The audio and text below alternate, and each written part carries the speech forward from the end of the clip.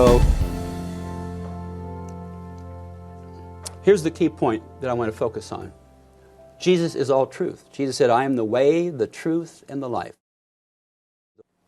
And here's what he said in Matthew. Have you not read that he who created them from the beginning made them male and female, and said, for this reason a man shall leave his father and mother, be joined to his wife, and the two shall become one flesh? And because of the hardness of your heart, Moses permitted you to divorce your wives, but from the beginning it has not been this way. Here within 5 verses, verses 4 and 5 and verse 8, you have the beginning mentioned twice, going back to Adam and Eve, the ordination of marriage by God. And Jesus authenticates this. But more than that, he is scolding the academicians of his time, the Bible teachers. He says, have you not read? That's scolding. He's saying, you know, you've read this, you know it well, so why don't you understand what you've read? It's clear to be read. So that scolding really says it was very readable and very understandable in the Hebrew language of his time, contrary to the arguments of the scholars who were at Pepperdine University's Bible lectures in 2014, who said, we need to understand maybe how Genesis was written for the people of that time, because maybe they would understand it differently, so we need to think in a different way.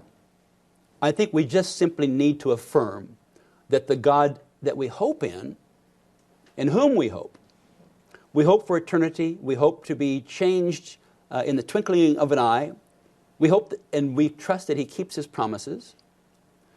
Then we trust that in the beginning, that God is not just a God who communicates with monosyllabic grunts. You know, he doesn't just grunt and just hope they kind of understand it and someone has to interpret that. He's a communicator, and when Jesus said, have you not read, he was being very, very clear. It was to be understood. It was to be understood and read at the superficial meaning. Now, last year, so this is 2015, last year's 2014 Bible lectures, one of the lecturers talked about kenosis. And that comes from the Greek word, which you find in Philippians chapter 2, verse 7. He emptied himself, taking on the form of a bondservant and being made in the likeness of men. And the argument to get evolution out of this was that somehow Jesus emptied himself of his divine ability and knowledge and power. That's a heresy that was put away by the 3rd century after Christ. That word is there, but what does it mean? He emptied himself by taking on flesh. That is, the emptying was not to release his divine power and release his divine knowledge, but to take on the limitation of flesh. So he emptied himself by putting on, not by taking out. And that's a very important distinction.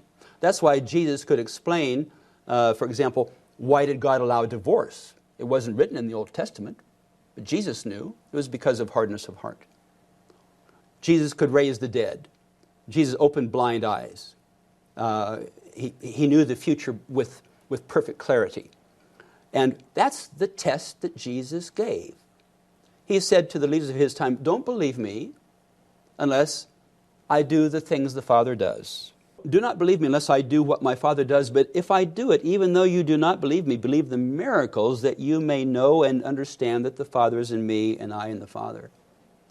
So if Jesus really followed the pattern of the Kenotic heresy, that he really emptied himself of divine power, knowledge, and everything else, which would explain why maybe the God that created used maybe subcontracted to the dirt to build man, this test could never be satisfied. This test could never be satisfied. Okay, going on examples here, because we really need to focus on Jesus' truth. This was his test. If I don't do the works of my Father, don't believe me. He knew the thoughts of man. He knows past, present, future. He fed thousands with a boy's small lunch, raised the dead, calmed violent storms, commanded fish into nets. But more than that, he does also these other divine things that are maybe more immaterial cares for persons high and low, filled with compassion, knows and forgives sins, confronts the arrogant and declares their fate. He comforts the humble and promises their future blessing. So this is not the emptied icon Jesus that people of Kenotic theory put forward, and what I heard at the Pepperdine lectures last year. This is the God of the Bible. This is Jesus, God in the flesh, the Son of God. Another test, here's the true shepherd test. Jesus said, I'm the good shepherd. The good shepherd lays down his life for the sheep. So when Jesus said he is the way, the truth, and the life, he gave us a lot of tests. And there are many, many, many. So we'll just go on.